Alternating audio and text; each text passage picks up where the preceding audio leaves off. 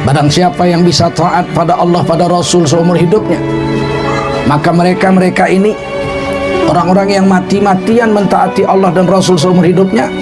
Jika mereka mati, mereka akan dikumpulkan bersama dengan nabi-nabi.